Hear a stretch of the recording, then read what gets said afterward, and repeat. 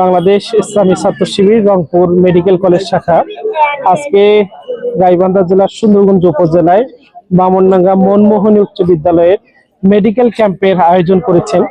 আজকের এই মেডিকেল ক্যাম্পে আমাদের অসংখ্য রোগী, অসংখ্য ভাই এবং বোনেরা এসেছেন।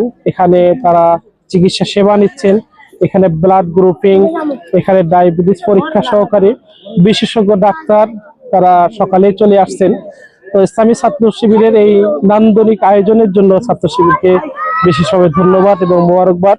এবং এ ধরনের আয়োজন ভবিষ্যতে অব্যাহত রাখবে, যার মধ্য দিয়ে দেশের প্রান্তিক পর্যায়ের নাগরিক, প্রান্তিক পর্যায়ের জনগণ এর সুফল ভোগ করবে।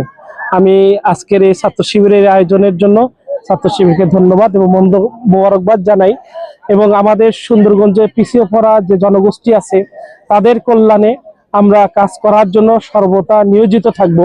আমরা চাই ন্যায়, ইনসাফ এবং ভ্রাতৃত্বের একটা সমাজ, যে সমাজে মানুষজন তাদের চিকিৎসা সেবাকে আমরা হাতের নাগালে নিয়ে আসতে চাই এবং তাদেরকে আমরা আমাদের সংগঠনের পক্ষ থেকে আমরা আমাদের যে সহযোগিতাগুলো আছে সহযোগিতাগুলো আমরা করব। আর আজকের প্রোগ্রামে যারা ডাক্তার হিসাবে এসেছেন তাদেরকেও ধন্যবাদ জানিয়ে আমার কথা শেষ করছি। আসসালামু আলাইকুম ওয়া রাহমাতুল্লাহ।